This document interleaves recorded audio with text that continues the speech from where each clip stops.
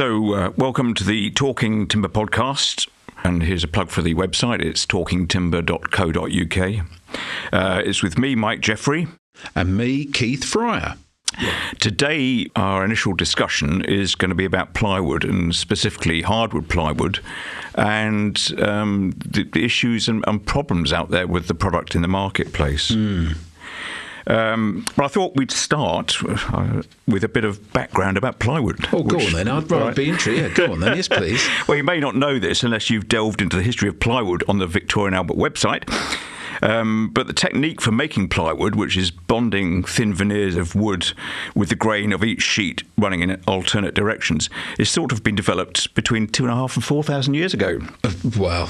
By the ancient Egyptians. And it's believed they first used it for decorative items, but then found its strength and flexibility suited it to all sorts of applications. And adding to its attraction was the fact that where timber was scarce, presumably as in the desert, you could make a very serviceable product, very strong product, out of lower grade material. It was then in the mid-19th century that it started to be made on an industrial scale with the development of new press technology and the rotary veneer peeling machine, which was developed by Alfred Nobel's father, Emmanuel. They're incredible, aren't they, these families? I mean, how inventive is that? Yeah. Incredible. And the main use at the time was for plywood was in furniture, and in the V&A Museum there's the belter chair made around 1860, which uses a patented moulding process for plywood developed by the American John Henry Belter. I remember actually just butting in that Latham sponsored an exhibition at the V&A, and I wouldn't be surprised if this is a little bit of a sort of a legacy from that. But it was a fantastic display about all the different uses of plywood. Yeah. It was really, really good. Yeah. Anyway, plywood went on to be used in multiple applications, from carriage, car, and later aircraft bodies to a revolutionary prototype urban railway. This was demonstrated at the American Institute Fair in New York in 1867, and it comprised a plywood tube and carriages made in plywood, which were driven through the tube by air from huge fans. It didn't take off, however, either metaphorically or literally. Then in the 1930s, it was used to make low-cost factory-made houses, or prefabs. Prefabs, yeah. And that went on for some time. And famously in World War II, plywood was also used due to its combination of lightness and strength to make the de Havilland Mosquito fighter bomber, which is one of the fastest, highest-flying aircraft of the time. I know. What an amazing thing. In fact, as you were just saying that, it reminded me, I haven't got time to explain it now, but our family actually lived in half a prefab on a beach in Norfolk for a few months. So, they've had their uses. Fond memories of plywood. Snettisham Beach, you might even know it, Mike. I know your parents live up that way. East Anglian through and through. Yeah. But today, of course, plywood is used for making everything from furniture through packaging and hoarding to boats. And apparently marine plywood dinghies and yachts are making a comeback after their 1950s and 1960s heyday. And, of course, it's one of the most widely used wood-based sheet materials in construction. And that's what we're talking about specifically today, and issues in that market. So, Keith, there are wood-based panel alternatives to plywood, OSB and MDF. But plywood remains, and we're talking about hardwood plywood today, remains a mainstay of construction in both non-structural and structural grades. But there are issues in terms of quality which the trade is concerned about, and which perhaps threaten the reputation of the material. So what's the problem, or the problems? Well, where do we start? I think that the problem is that because so much plywood is generic, the easiest way to make money is to reduce the cost, and that's where we seem to be going a bit wrong. Virtually all of the hardwood plywood sold in the UK these days now comes from China. And as I understand it, there's a sort of a two-part process of core and face. So the core may well be produced in one factory, and then it gets sent elsewhere for the final face process. So the two elements aren't necessarily very joined up. And again, I keep stressing this, it's very, very price driven. Yeah. So it's a commodity. Yeah, hugely. Yeah. Yeah. So back in the 1970s and up until the 1990s, hardwood plywood actually, I think, had a pretty good reputation. Yeah. Produced in the Far East and South America. And then the Chinese revolutionised the whole market, and it's taken us to the point where about 60% of all plywood comes from China. Yeah. I mean, whatever way you look at it, that is an amazing transition, rather. But it's caused problems. Yeah. And I understand the plywood core quality can be particularly variable, is that true? Yeah, it definitely can.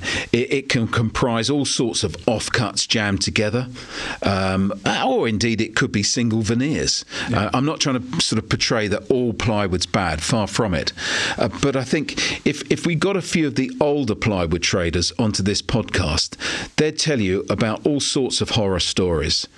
I mean, literally remnants of someone's lunch inside a piece of plywood. Seriously? Body parts. Oh. Yeah, I mean, it's horrendous. And the variation in quality is enormous.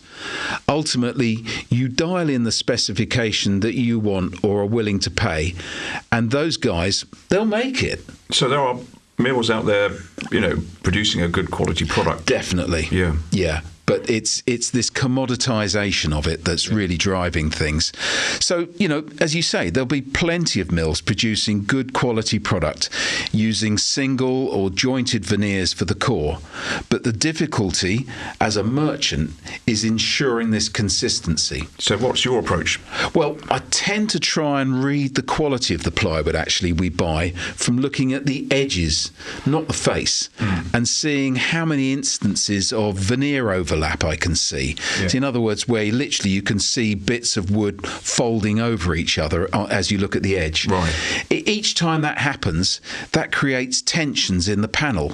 Yeah. Because when it's all pressed together and those overlaps are there, they cause inconsistencies in the plywood. And there are issues with the face as well. Yeah, the face on most of this plywood is now often literally thinner than the piece of paper that you might get coming out of the end of a photocopier. Yeah. And that means that the glue used to bond the face veneers has to be a clear glue to avoid that sort of bleed through, because if it's the more sticky ones, the veneer is so thin, the glue will literally bleed through the face. Yeah.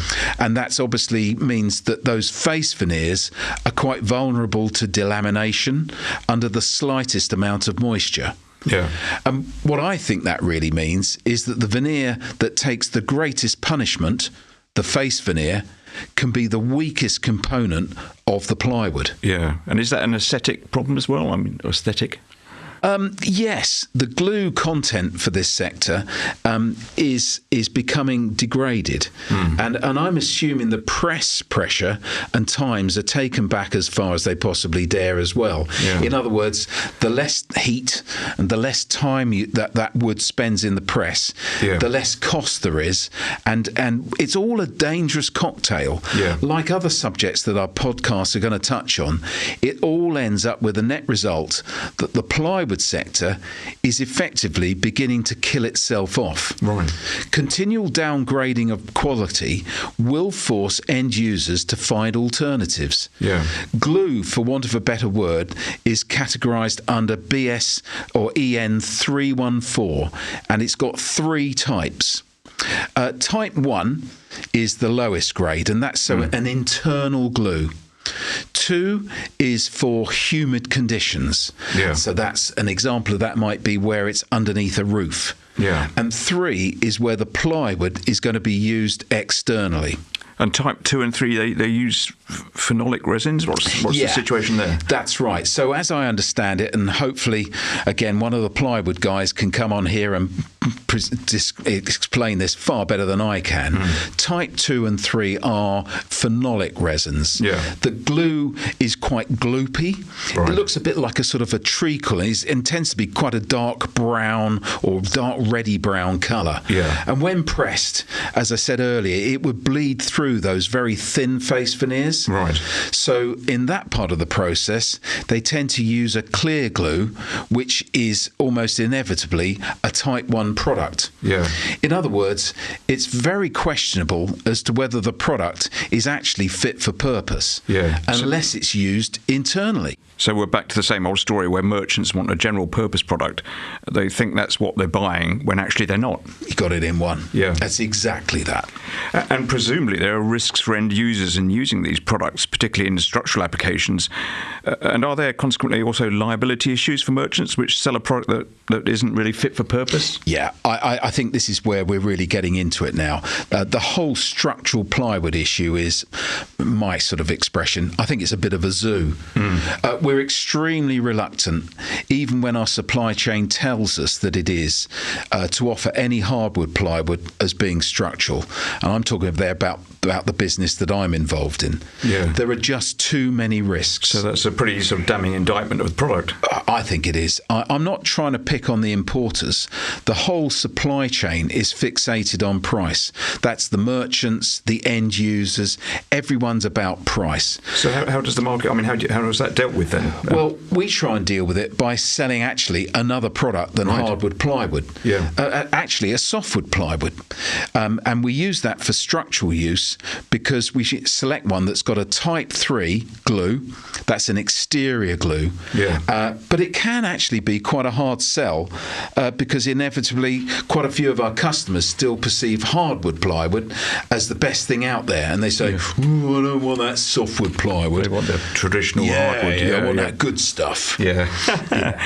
But don't the standards which plywood, notably structural plywood, have to meet, don't they guard against these quality problems? I mean, it's their material out there coming in claiming to meet those standards, but it's actually mismarked or misdescribed. Is that an issue? Yeah. I've been selling what's described as Far Eastern or hardwood plywood for, dare I say it, for getting on for 40 years. And it's pretty much always been the same. Malaysian and Philippine production moved to South America, and now it's in China. So it's moved to the lower labour cost. Yeah, it's hunted the lower all the way through. Yeah. There's a huge lack of clarity around all these sort of standards. You've got EN 13986. You've got CE2 plus, CE2 plus S, EN 636 types 1, 2 and 3. Yeah. You've got EN 314 type parts 1, 2 and 3. And the multiple way that all of these acronyms are spouted out or printed on paperwork. And then we even still see, after about 20 years since the term was ended, the use of WBP as a description. And what does that stand for? Well, that's a great one, you see, because people think of it as the quality of the plywood, when actually all it's talking about is the glue. Right. Weather and boil proof. Right. Not water. So some people think it means it's waterproof. Right. It doesn't even mean that. Yeah. In the old acronym, WBP stood for weather and boil proof. Yeah. And all it talked about was the glue. So you could have a pile of rubbish stuck together with WBP glue, and that would be fine. Yeah. So the whole thing's been a bit of a jumble, to be honest, since ever I can remember. Yeah.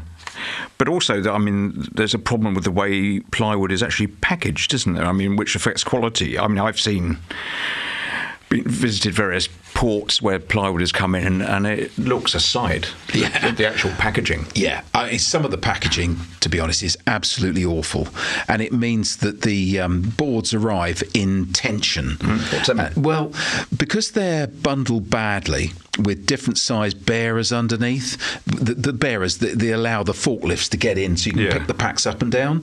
The packs often end up being twisted, so you get one pack with different dimension bearers on it, and so that's one's in twist, packed on top of another, on top of another, on top of another, and you've got this whole thing where the panels themselves come along and they're not great to start with. They get bashed and battered during the whole shipping process, and because the protective packaging is often inadequate, the material finally arrives at a merchant yard, frankly looking like it's been through a war zone. And there's nothing you can do to remedy that, is there? Or can you just not really flatten it out or something? That's the trouble. Once it's sort of gone into that tension, there isn't really a great deal you can do about it. Yeah. But you see, I mean, there are Chinese manufacturers who produce to good, consistent standards. I mean, but how does the average importer or merchant know which they are, rather than through trial and error and potentially costly error, or even going out to the factory and seeing what's going on in the ground? I mean, how can you make that judgment? You can tell this guy's a journalist, can't you? That's another great question. I like to think that I've got a reasonable idea, but I get bamboozled. And I don't feel that I've got sufficient knowledge to spot the good or acceptable from the bad every single time. You gradually build up a relationship with the importers who are bringing this material in. Yeah. And, I really don't want this to become an us and them debate. No. We've got to remember that the importers supply the market, and my requirements are different from other end users. Yeah. Being polite about it, some other buyers are not even vaguely interested in the quality. They just want the lowest price. Yeah. And it would be interesting to get comments from listeners about their strategy for ensuring that they're buying. Get on there and send us some questions or comment. I think it'd be a really good thing to do. Yeah, and that's talkingtimber.co.uk. Yeah. Good plug there, Mike. Thank you. Getting used to this. So it's a different problem, but I think it's also worth including. There has been an issue in the last 2 years about Russian birch plywood, which obviously, following the invasion of Ukraine, is covered by trade embargoes, so it's not supposed to come onto the UK or the EU market. But there's been reports of it still coming through via third countries, and that's Turkey and Kazakhstan, which were not previously renowned as birch plywood producers. Quite the reverse, to say the least. Not much birch in those countries. No. So I mean, how can merchants in that respect avoid inadvertently buying this product? Yeah, I mean it's a huge topic. I think Britain, thankfully, is a very ardent, fervent, open supporter of Ukraine and has taken very strong steps. In my work with CEI Bois, I chaired the trade working group, so we were very actively involved in the embargo situation. So I wouldn't say I know a lot about it, but I've been quite heavily involved in trying to stop Russian birch plywood coming into the European market. And I would like to think that, especially as a past president of what was then the TTF, is now TDUK, and having had numerous conversations with senior people within the plywood importing sector, that TDUK, as it now is, its members have got enough due diligence requirements that they must fulfill to ensure that they are only buying through approved sources. Where it's difficult, especially in what is now a very tight market, is to detect any laundering. And those laundering operations tend to happen on the European mainland, and cleaning up Russian birch plywood, which has entered the supply chain. And that's fraudulent. Yeah, it is. It's just blatantly, completely and utterly fraudulent. And that material is going to enter the market as products supplied, I think, really to large end users. The UK importers are actually a pretty tight bunch. So the word soon get around. It will. And there's a lot of self-policing. There's also a very strong sentiment within the UK that supporting anything that assists the current Russian cause would be extremely negative. I'm not trying to make us out as being angels in this, but actually, do you know what? When you look at the stats now of what's going on, Europe has done a pretty good job. In the early days, it was wiggling its way in. That is a declining situation as the jungle drums are going out. So, well done to the industry, actually. On definitely. That one. So, but what's the sort of broader solution regarding hardwood plywood for the merchanting trade? We've said that there are reputable factories in China, which we can source from, but they're in a wider sea of less reputable companies, perhaps. I mean, you can get hardwood plywood in Europe or elsewhere. Should we turn to that, or should we look at other alternative products? So what's the situation? I mean, should we sort of turn our backs on China, or is if that was even possible? I think therein lies it, doesn't it? I mean, it's a bit like drug addiction, really. I mean, we're hooked on China. I mean, in every sense. Yeah. So it's about working within those parameters. How do merchants get a consistent product? Sadly, I've got to say, by moving away where possible to other products. Right. I talked earlier on about that structural softwood plywood with a Type 3 glue. Yeah. That's what we do. We actually try and promote the use of that product wherever we can. The end users will look for alternatives themselves. And you're seeing a continuing drift to composite and UPVC products to avoid using hardwood plywood. Yeah. Is that what's the cost implications of that? Is that a cheaper thing to use? Not necessarily. No. I think, again, it is just where people are, voting with their feet. They're willing to pay more money to get themselves out of a position because they want consistency. Yeah. Consistency is really the thing that people want. And I know that's a rather stark thing to say on this podcast. I am a massive supporter of the use of timber. Yeah. I don't want to see people going off doing other things. Yeah, but will it get to the point where the low cost product is pushed out and replaced by alternatives? I think that's almost inevitable. I think the hardwood plywood market will continue to contract until it reaches a point where the low cost product is pushed out and is replaced by alternatives. Yeah. That's some way off. It's not going to happen anytime like in the next year or two, anything like that. Yeah. And then it will come back, and we'll see higher grade hardwood plywoods coming into the market. Yeah. Meanwhile, for the companies who really care, they'll continue to source materials based upon specification, not just price. Yeah. They will have less issues with their customers. Yeah. So you're not entirely pessimistic about the future of hardwood plywood in the market. And you see, there are solutions. There are ways forward. Yeah, there definitely are. Switching to other products is a shame when we know that if it's made to the right standards, hardwood plywood can perform incredibly well. Yeah. There are some excellent South American and even European plywood manufacturers using very sustainable timber. Yeah, very much as the raw material. Yeah, I mean, in my previous business, we used to bring in a lot of plywood manufactured in France. Right. And literally we supplied that material for the Olympics back in 2010, 2011. I can remember we did all of the temporary swimming pool areas, for instance, on the Olympic site, all made out of European softwood plywood because it was the right product for the job. Yeah. And we knew that the consistency was going to be there. Yeah. And it also met all the right environmental credentials as well. And they have strict performance criteria, use the best technology. Everything's dotted and crossed.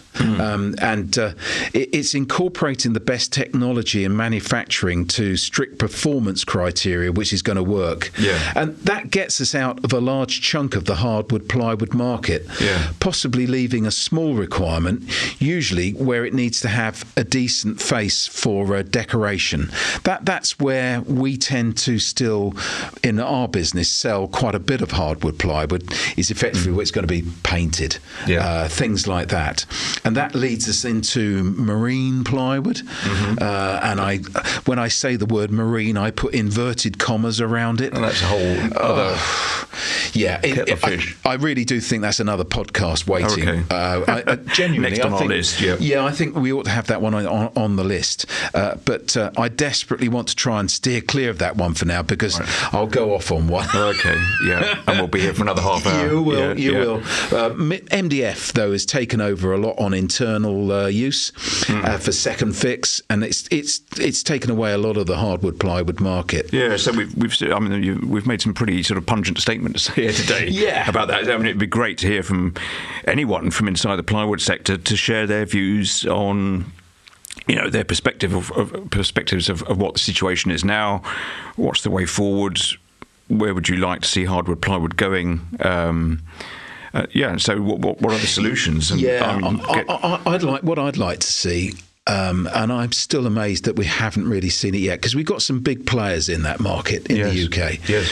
Where would I be if I was doing it? And maybe I'd go bust off it. That's what they're trying to tell me. But in my mind, the way is you've got to have brands. Right. You've got to have branded plywood that you put your name to, and you've got those specifications set out there, and you could come along to me and all the other merchants and the end users and say, if you come and use my brand, I will give you this specification. It will perform to X, Y, and Z, A, B, and C, and I guarantee it because I've put my name on it. Yeah. So I think that's where we've got to go to. And that's happening in other panel products, isn't it? Absolutely. There are brands out there which are working. And hardwood plywood at the moment is very generic. It's very sort of, well, it is what it is, mate. Yeah. And that, therein lies the problem. Right. We've got to change that, improve the packaging, improve everything about it, make it a consistent product. Yeah. Because it is stretching a point a bit, but it can be a really sort of beautiful product as well, can't it? I mean, you can see solid plywood kitchens with no paint or stain applied, and it's a fabulous material. It is. It's got lots and lots of uses, and there's plenty of scope for this all to come round and come good. And we're going to touch on this in other podcasts, and when we've talked about different things where not plywood, but timber per se has lost the market because we've been devoted to the way of getting the specification down, getting the price down, getting the volume up, and in the end we've lost the market, and that's where hardwood plywood, I think, is heading at the moment. We've just got to try and change that philosophy, and it's within our power to do that. Exactly. I really think we can have a good story coming out the back of this. But we need people to interact with us. I'm not looking for like a blazing row about it. I hope I'm being pretty fair to importers. They are not the guilty party in this. It is not necessarily their fault. It's a combination of things, and we've got to work together to make this come together. Yeah. So thank you very much for listening to Talking Timber. Yeah. And as we said, get in touch, come back with your views on what we've been talking about today, and we can incorporate those comments, perhaps even if you want to be included in the next Talking Timber, that would be good. An interviewee. We can do that as well. So go to talkingtimber.co.uk and let us know your thoughts. Yeah, really, really look forward to hearing from people on this one. And we've got lots of other similar podcasts that will be coming up over a period of time. And we're trying to be a little bit contentious. We want to try and make sure that you guys actually do respond and react to this. And we hope we're doing it in a fair and equitable way. But the real way to do that is to come back at us and give us your feedback and get involved in the debate. Yeah, so get in touch.